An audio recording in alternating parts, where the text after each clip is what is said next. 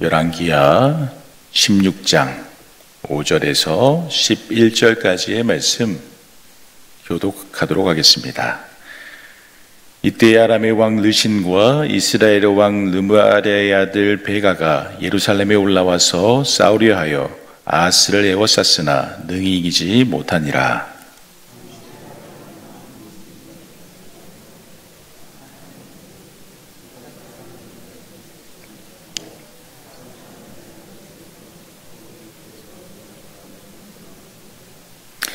아하스가 아수르 왕 디글랏빌레셀에게 사자를 보내 이르되 나는 왕의 신복이요 왕의 아들이라.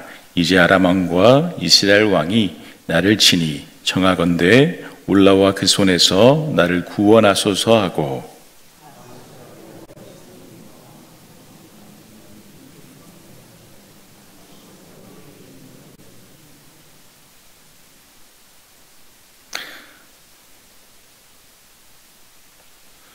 아수르 왕이 그 청을 듣고 곧 올라와서 다메섹을 쳐서 점령하여 백성을 사로잡아 기르로 옮기고 또 르신을 죽였더라.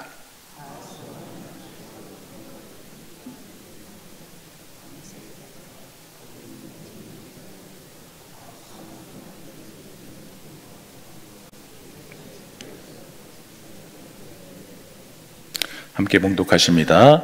아하스 왕이 다메섹에서 돌아오기 전에 제사장 우리야가 아하스 왕이 다메섹에게 보낸 대로 모두 행하여 제사장 우리야가 제단을 만든지라. 아멘.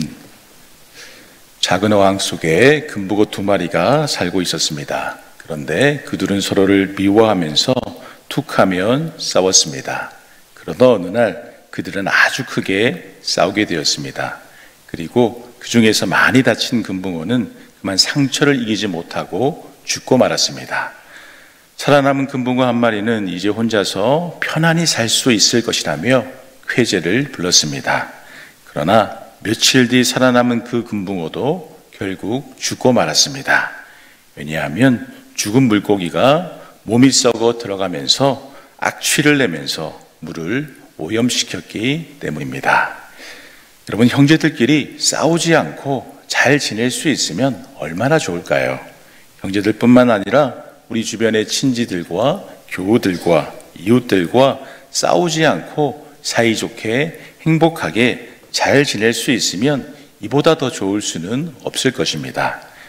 그런데 그것이 때로는 쉽지 않을 때가 있습니다. 때로는 서로 간의 다툼이 증폭되어서 참으로 해결하기 힘든 갈등으로 번질 때도 있습니다. 여러분, 오늘 본문에 등장하는 남유다와 북이스라엘도 마찬가지입니다. 그들은 원래 한 형제의 혈통으로서 싸우지 않고 잘 지낼 때도 있었지만 때로는 서로 피 터지게 싸움으로 말미암아 하나님의 마음을 아프게 할 때도 많았습니다. 특히 오늘 본문을 보시면 북이스라엘과 남유다는 두 나라만 싸운 것이 아닙니다. 두 나라 모두 자신들보다 힘이 센 나라에 빌붙어서 연합으로 서로 싸우게 되었습니다. 전쟁을 통하여서 서로에게 피해를 크게 입히기 위하여서 과한 열심을 내는 것을 우리는 본문을 통해서 확인할 수 있게 됩니다. 우리 본문 5절 말씀 함께 봉독하시겠습니다.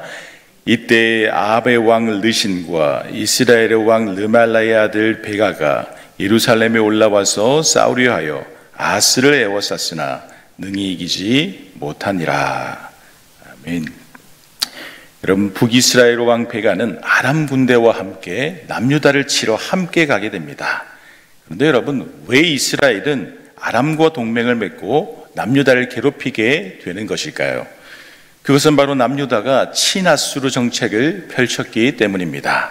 남유다가 그 당시 고대 근동에서 새롭게 위세를 떨치던 아수르를 섬기며 아수르와 동맹을 맺는 모습을 보이게 되니까 반아수르 정책을 펼치던 북이스라엘과 아람이 서로 동맹을 맺고 그 당시 약해 보이던 남유다를 먼저 치게 되는 것입니다. 약육강식의 국제관계 속에서 먼저 이점을 차지하기 위하여서 피도 눈물도 없이 서로를 공격하게 되는 것입니다. 이로 인하여서 남유다는 완전히 굴복당하지는 않았지만 오늘 본문과 평행 본문인 역대하 28장을 보면 무려 12만 명의 유다 백성들이 죽게 되었고 20만 명에 달하는 유다의 백성들이 포로로 잡혀가게 됩니다. 남유다가 너무나 큰 피해를 당하게 되는 것입니다. 그렇게 되자 남유다는 당연한 듯이 동맹관계에 있던 아수르에게 지원을 요청하게 됩니다. 아수르는 먼저 자신의 국가와 가장 인접해 있는 국가인 아람을 치게 됩니다. 그리고 아람의 왕인 르신을 잡아서 죽임으로 아람을 정복하는 큰 승리를 거두게 됩니다. 그리고 아람이 아수르에게 정복당했다는 소식은 곧 지리적으로 인접해 있던 북이스라엘 또한 큰 위험에 처하게 된다는 것을 의미하는 것이었습니다. 반아수르 정책을 펼치던 아람에 이어서 북이스라엘 또한 멸망당할 위기에 봉착하게 된 것입니다. 그런데 더 큰 문제가 있습니다. 역대하 28장을 보시면 아수르는 배은망덕하게도 북이스라엘을 친 것뿐만 아니라 동맹국인 남유다까지도 치게 되는 것을 볼 수가 있습니다. 유다 왕궁이 아주 귀중한 것과 나라의 귀중한 것을 모두 갖다 바치며 아수르에게 조공을 가져다 주었지만 믿었던 아수르마저 남유다를 공격하는 상황에까지 이르게 되는 것이죠. 결국 형제간이었던 북이스라엘과 남유다가 서로를 잡아먹기 위한 전쟁으로 인하여서 두 나라 모두가 멸망당할 수 있는 위기에 처하게 된 것입니다.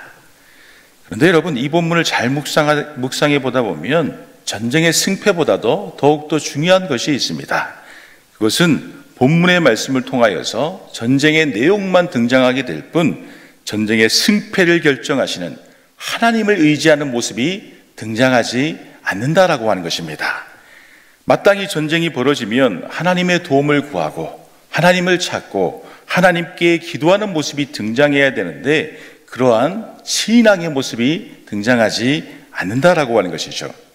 그 말인즉슨 북이스라엘과 남유다 두 나라 모두가 자신들보다 강한 나라인 아람과 아수르를 의지하여서 전쟁을 일으킨 것일 뿐 두 나라 모두 자신들을 향한 하나님의 뜻과 계획을 묻거나 하나님의 도움을 의지하지 않았다라고 하는 것입니다. 결국 북이스라엘 왕 베가와 남유다의 왕 아하스 모두 하나님을 전적으로 의지하지 않았다라고 하는 것이죠. 전쟁의 승패가 하나님께 달려있음을 믿고 신앙하면서 중요한 전쟁을 치르기보다 치열한 국제관계 속에서 자신들만의 생각으로 자신들만의 이익을 구하면서 자신들만의 방법으로 전쟁을 치르게 되었다라고 하는 것입니다. 그리고 그런 인간적인 전쟁의 결과가 너무나 나쁜 방식으로 나타나게 되는 것입니다. 또한 하나님은 이사야 선지자를 통하여서 이사야 7장에서 유다의 아하스 왕에게 북이스라엘과 아람을 두려워하지 말 것을 이미 말씀하셨습니다. 북이스라엘과 아람은 연기나는 두 부직갱이 그루터기에 불과하니 그들을 염려하지 말 것을 하나님께서는 이사야 선지자를 통하여서 유다의 아하스 왕에게 이미 말씀하였다라고 하는 것이죠. 그러나 여러분, 아하스 왕은 하나님의 말씀에 귀를 기울이지 않았습니다. 하나님의 말씀을 믿지 않았습니다. 오히려 북이스라엘과 아람을 두려워하여서 동맹국인 아수르 왕에게 도움을 청하게 되었고 결국은 아수르 왕에게까지 배신을 당하게 되면서 남유다는 하나님을 떠나서 너무나 어려운 길로 나아가게 되는 것입니다.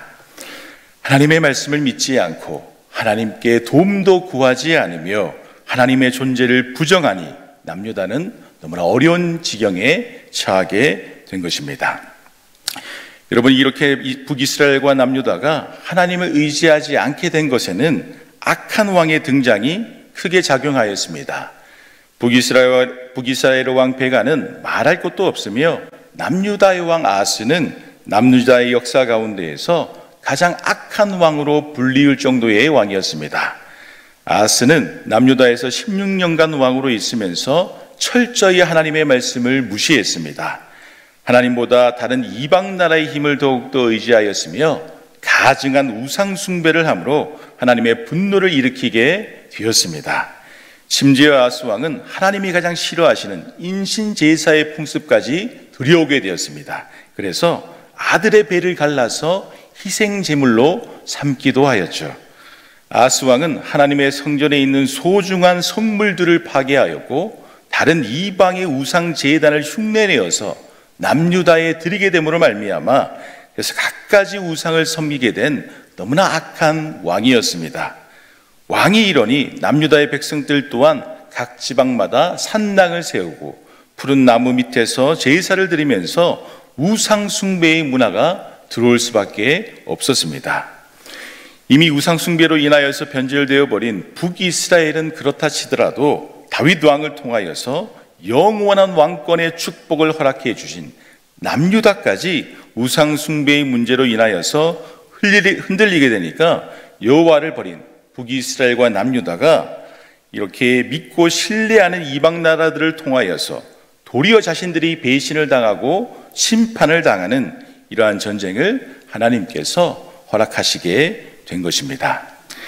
여러분, 북이스라엘과 남유다 두 형제 집안이 지금까지 인도하여 주신 하나님을 신뢰하지 않고 이방 나라의 풍습과 이방 나라의 힘과 이방 나라의 신을 의지하게 되니까, 그래서 하나님을 떠나게 되니까 결국 멸망당할 위기에 처하게 되는 것입니다. 실제적으로 북이스라엘은 오늘 본문 다음 장인 열왕기하 17장에서 마지막 호세아 왕의 시대에 아수르에게 멸망당하게 됩니다. 하나님을 떠난 심판을 분명히 받게 되는 것입니다. 그렇다면 남유다는 어떻게 되었을까요? 종교개혁을 단행하여서 하나님을 찾고 구하며 의지한 히스기야 왕을 통하여서 멸망의 위기는 넘기게 되지만 남유다 또한 계속적인 어려움을 당하게 됩니다. 오늘의 성경 본문은 하나님을 잊고 하나님을 떠난 민족은 결코 소망이 없다는 것을 우리에게 분명히 보여주고 있는 것입니다. 사랑하는 여러분, 간절히 바라옵기는 하나님을 끝까지 믿고 신뢰할 수 있는 우리가 되었으면 좋겠습니다. 힘든 세상살이 속에서도 우리의 주님을 놓치지 않고 끝까지 주님을 신뢰하고 끝까지 주님께 기도하며 끝까지 주님의 강한 오른손을 붙잡고 살아갈 수 있는 우리가 되었으면 좋겠습니다. 주님을 떠나면 그것은 곧 심판이요 멸망이라고 하는 것을 우리는 반드시 기억해야 할 것입니다. 무엇보다도 우리는 믿음을 유지하기 위하여서 세상이 주는 유혹에 흔들리지 말아야 할 것입니다. 세상의 권력, 세상의 명예, 세상의 재물, 세상의 쾌락, 이런 것들에 빠져서 세상을 의지하다 보면 북이스라엘과 남유다와 같이 하나님에 대한 믿음을 저버리고 세상 권력에 의지하면서 서로 싸우다가 결국 멸망당할 수밖에 없는 비참한 신세가 된다는 것을 우리는 결코 잊지 말아야 할 것입니다. 사랑하는 여러분, 하나님의 자녀는, 하나님의 성도는 세상적으로는 조금 부족하더라도, 세상적으로는 조금 미련하더라도 그래도 우직하게, 신실하게, 순수하게, 정결하게 하나님만을 예배하고 하나님의 뜻을 구하면서 하나님만을 의지하는 삶, 그 믿음의 삶 가운데에서 진정한 행복이 있다는 것을 분명히 믿으시기 바랍니다. 그래서 다윗과 같이 하나님에 대한 순수한 신앙을 잊어버리지 말고 끝까지 주님을 바라볼 수 있는 저와 여러분들이 될 수 있기를 간절히 소망합니다. 하나님 아버지, 오늘도 귀한 새벽 시간에 기도의 시간을 허락하여 주셔서 또 하나님의 말씀을 나누고 함께 찬양하고 또 기도할 수 있는 시간들을 허락하여 주시니 감사를 드립니다. 하나님, 이 힘든 세상살이 가운데에서 우리가 어디에 있든지 하나님에 대한 믿음을 저버리지 않을 수 있는 우리가 될 수 있도록 인도하여 주시옵소서. 세상에서 어떤 문제와 어떤 고난과 어떤 어려움을 겪게 된다 하더라도 우리 주님에 대한 신뢰와 믿음과 사랑을 잃어버리지 않는다면 우리 주님께서 우리를 인도하여 주시는 줄 믿습니다. 우리를 주님께서 올바른 것으로, 정말 복된 것으로 붙들어 주실 줄 믿사오니 그 믿음을 끝까지 잃어버리지 않는 우리가 될 수 있도록 인도하여 주시옵소서. 그래서 이 어려운 세상 가운데에서 다른 세상의 권력과 재물과 명예와 세상의 쾌락과 즐거움, 세상의 것을 추구하면서 살아가는 우리의 모습이 아니라 하나님의 신실하고 정결하고 정말 하나님의 그 순수한 믿음을 올바로 지켜서 끝까지 하나님께만 우리의 마음을 두고 우리의 신앙을 두면서 그렇게 복되게 살아갈 수 있는 우리 모두가 될 수 있도록 인도하여 주시옵소서. 감사를 올려드리오며 예수님의 이름으로 기도드립니다. 아멘.